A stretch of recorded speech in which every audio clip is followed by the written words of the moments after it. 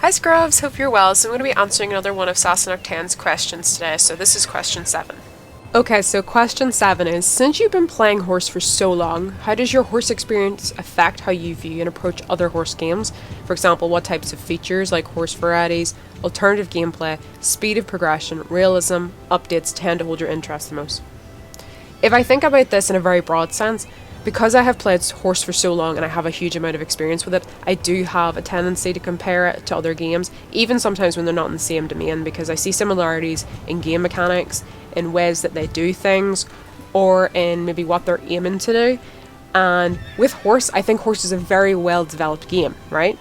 But I do have an issue with some of the things that they've decided to do as a player, and it's my own personal opinion in that, particular regard. I mean, Howrse will have had reasons for doing certain things, and I may not unnecessarily agree with those reasons. I don't know all of their reasons for doing certain things, but I think with Howrse, I have seen Howrse go further and further down a road which I feel they may never come back from, and it, for me, I think has killed my interest a lot with the game, and it is mainly down to the promotions. And I don't know if they can ever come back from that for me. There would have to be some really big changes, I think, for me to personally feel like I would want to invest again in it to the level that I used to. So I think when we talk about how my experience of Howrse affects my approach of other games, like with certain features, I see certain features in other games that are similar to Howrse, or I see ones that haven't got certain features that Howrse has, and I think to myself, I can see them, adding those features in future because, they make sense to do. They'll maybe make it easier for people to play or to get more done.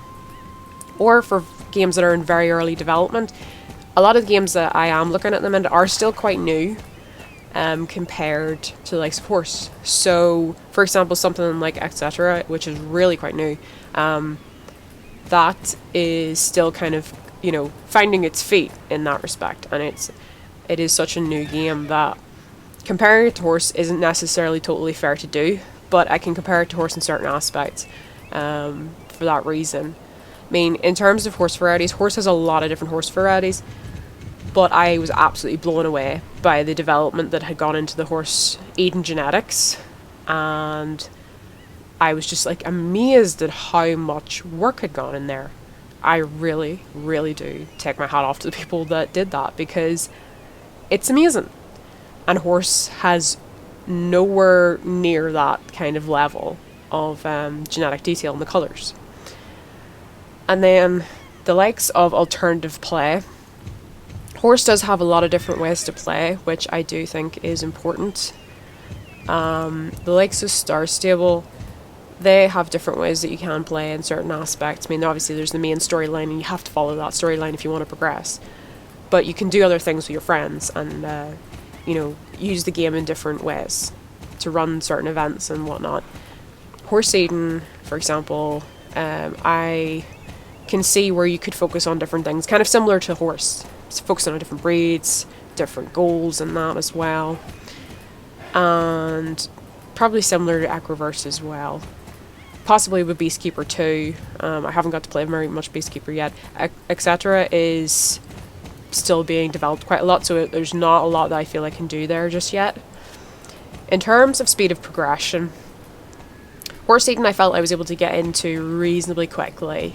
Howrse is still one that I think even if you're starting off, it doesn't take too long to sort of get there. I mean, obviously you do have the seniority thing for certain actions, but that's to try and keep people hooked in and keep logging in order to unlock those, because I think once you've been on Howrse for a certain amount of time, they do feel that you are going to stay.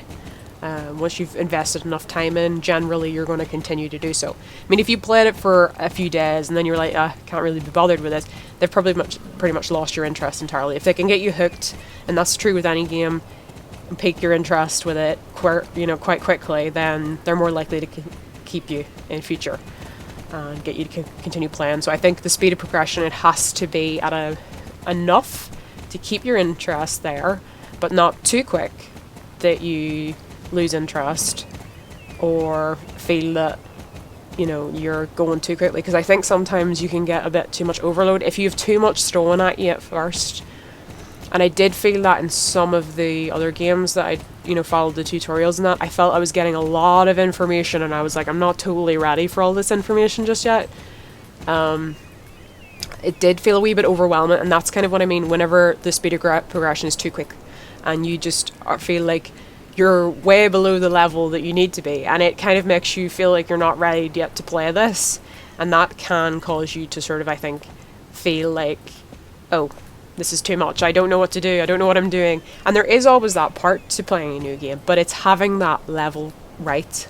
And when a game gets it right and you feel that you're learning enough and gaining enough skills to keep going, then they're going to more likely sort of keep you in the game. So I would say, who do I think does that really well? I think Star Stable does it quite well. I didn't ever feel completely lost in Star Stable. There was times I was like, oh, I don't know where I'm supposed to go, I'm not too sure, but I was generally given enough information to figure it out. Howrse has the tutorial, which is quite helpful, obviously. Howrse Eden, I think that's one of the things I did feel there was quite a lot of information there. True with Beastkeeper as well. I can't remember so much with Equiverse, but I did feel a little bit lost whenever I was first starting off with Equiverse. And etc. I know it's really new, so it's not really fair to say too much on it, but I did feel a little bit lost with it sometimes. In terms of realism, Howrse Eden for genetics, absolutely A star for that. Really, really good for that type of realism. Star Stable isn't really realistic, because it's like got this magic element and stuff, so, but it's still fun. I wouldn't criticize it for not being like super realistic, like, no magic or anything like that. It's not, that doesn't bother me. It's a different type of game in that respect, and I respect it for that because it's different and I like it and I enjoy it and I have a lot of fun with it. Howrse, I remember years ago used to say that this game in no way reflects how you should care for actual horses. And that always made me laugh, because it was like, learn how to care for your horses and breed in your equestrian center, and then in the tiny print it's like, don't take any of this as actual, information. It just used to make me laugh. I don't know why, but Howrse does have a lot of real breeds, and they do try and like make them look like them. And I know they tend to use some again, and that kind of annoys me, because I would like to see breeds for a breed coat dedicated purely to that breed, and not see where we have this horse looking like this horse and this pony looking like that pony. That I do think I would like to see Howrse spend time doing that. That would be something I would feel would add to the game. And the likes of Beastkeeper isn't about realism, it's about fantasy, it's about something different, and I like it's so weird, because you never know what you're going to find so far in Beastkeeper. Like, I've seen things and I'm like, what is that? It looks really cool, but what is it? And I think like the likes of Equiverse is still quite new in comparison to some of the other ones, but I do like some of the elements of it and sort of where they're going with it. I like some of the new changes that they made and the updates and that. So everything has different levels of realism in different things, and some things I think do have done better jobs in certain areas. In terms of updates, the one that's held my interest the most, Star Stable, hands down. That's the truth. Nothing I personally feel has held my attention update wise as Star Stable. They have done a lot of updates prior to Christmas, like really big updates, but they're updates that I was super excited about. The whole community was super excited about, and that's because they're really putting a lot of hard work into that, into things that I genuinely feel are going to add to the player experience. People were really excited. Those were good updates, whereas Howrse has done some updates where I'm like, why did you ever think that was a good idea? Now, there has been updates that Howrse have done that I'm like, I really like that update, that is a good change. But there has been more cases where I'm kind of like, oh, that's good, I'm happy enough for that. There's been no update from Howrse that I've been like, wow, blown away. And in terms of the other games, like Howrse Eden, I've seen a couple of updates with it, but I'm not as in depth with it, so some of the updates probably just go right over my head. I would say, like, I do like some of the updates that they did with Equiverse and etc. I would need to see a little bit more once it starts to get developed more. And then Beastkeeper, I don't really know too much about Beastkeeper's updates, if I'm completely honest. But I think those are some of the things that affect how I look at different games. Like, I will say, okay, I think this, I think if I'm saying how has Howrse, my Howrse experience affected how I approach other games, I think really I do tend to compare some of the other features that Howrse has to games. Do they have a similar feature? Do they not have it? Do they have a better feature? And it's just interesting for me in that respect. If I had to say what tends out of all those different things to hold my interest the most, that's kind of a tough one. I think it's the overall gameplay. And I think it does actually come back to that thing that I talked about, speed of progression. Being given enough challenge that I'm engaged, but not too much challenge to the point where I feel like giving up. And as I said earlier, I think Star Stable does that quite well. Howrse at the minute, I almost, as much as I like whenever we get new features that make my life easier on Howrse, I do think that a lot of the challenge has been taken out of Howrse, and that does actually come back. I really do feel that when they removed certain things that you did with your horses that made it simpler, like the likes of, with full games, they used to add genetics, and that's done automatically now. And yes, you still get the skills added from doing full games, but you don't get the genetics added by doing the full games. It's just automatically added to the horse. And I do feel like that for me was a challenge that I was kind of like sad to see that go.